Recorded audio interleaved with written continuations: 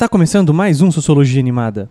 Antes de começarmos, dê um like no vídeo, compartilhe com seus amigos que estão estudando Sociologia e seja empático nos comentários. No último vídeo, conhecemos alguns conceitos de uma outra área do conhecimento, a antropologia. As discussões acerca da cultura foram ilustradas a partir da teoria de Ruth Benedict, Clifford Geertz e Levi-Strauss. Vamos conhecer mais 3 conceitos essenciais desse campo do saber. Somos animais que vivem em bando. Esta é uma característica fácil de ser percebida, afinal, vivemos rodeados de outros animais iguais a nós. Os seres humanos precisam conviver para conseguir sobreviver.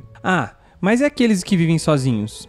As exceções existem, mas a maioria dos 7 bilhões de seres humanos no planeta Terra vivem juntos. Viver junto, por sua vez, não é tão simples assim.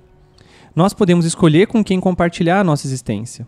Para isso, participamos de alguns grupos específicos de pessoas. Uma vez que nascemos em algum estado-nação, e isso nós não podemos escolher, mas foi uma escolha dos nossos pais, dali para frente as escolhas começam a ser feitas. Volte no seu tempo de jardim de infância e tente lembrar os grupos de pessoas que você fazia parte. Algumas pessoas se reuniam em torno do futebol, outras em torno de brincadeiras com bonecos, outros com brincadeiras de corrida. Na adolescência, os critérios de convivência começam a se tornar mais complexos, como gosto musical, estilo de roupa, lugares de lazer que frequenta, livros que lê. E a juventude reforça ou modifica as características desenvolvidas na adolescência e a vida adulta chega quando escolhemos a profissão que iremos realizar. Perceba o seguinte, ao longo da nossa vida em sociedade, participamos de grupos e o que define esses grupos são algumas características em comum. Estamos falando, portanto, sobre identidade. Para viver em sociedade, construímos a nossa identidade através da participação em grupos que possuem características em comum. Fazer parte de um grupo me garante a identidade daquele conjunto de pessoas. Assim sendo, teremos comportamentos, valores, princípios, visão de mundo, modos de pensar, ver e sentir o mundo semelhantes. Ser integrante de um grupo me faz compartilhar de uma mesma cultura com outras pessoas. Eu construo a ideia de nós. Contudo, ao mesmo tempo, eu estabeleço quem são os outros. Ao ter uma identidade, é firmado os limites que definem quem faz parte do grupo ao qual faço parte, e aqueles que não fazem parte do grupo. Identidade, por fim, é a construção de uma fronteira simbólica entre o nós e os outros. Decorrente desse processo identitário, que também é assunto da antropologia, temos 2 conceitos essenciais: etnocentrismo e estranhamento. Vamos ao primeiro. Etnocentrismo, como a própria palavra indica, é ter uma etnia no centro. Etnia é um grupo de pessoas que são identificadas ou se identificam através de alguns elementos em comum, podendo ser a religião, a língua, a região onde mora, os valores que possuem. Assim sendo, a etnia é um estabelecimento de fronteira entre aqueles que possuem a mesma etnia que eu e os outros que não possuem. O processo de etnocentrismo é observar a etnia do outro e medir com a régua da sua própria etnia.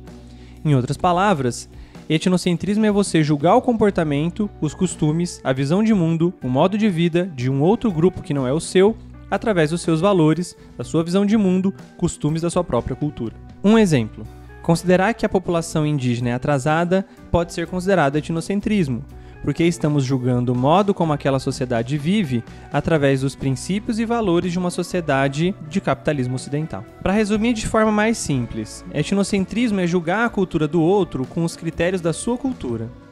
Infelizmente, ser etnocêntrico está em todos nós. Quando faço parte de um grupo que gosta de rock e falamos mal daquele grupo que gosta de funk, estamos sendo etnocêntricos. Quando lemos livros clássicos e falamos mal da literatura best-seller, estamos sendo etnocêntricos.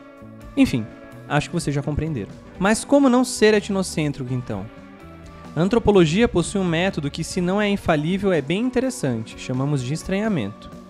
Quando a antropologia ainda estava voltada para os estudos de civilizações ditas não ocidentais, os antropólogos europeus e norte-americanos tinham que viajar para onde essas populações viviam e passariam um tempo convivendo com eles. Isso é chamado de pesquisa de campo. A pesquisa de campo, definida e estabelecida por Bronislaw Malinowski, era um procedimento radical de estranhamento. Afinal, ele passava bastante tempo vivendo com uma cultura que ele nunca antes teve contato. Para que ele conseguisse compreender como aquelas pessoas daquele grupo e daquela etnia viviam, ele tinha que deixar de ser etnocêntrico.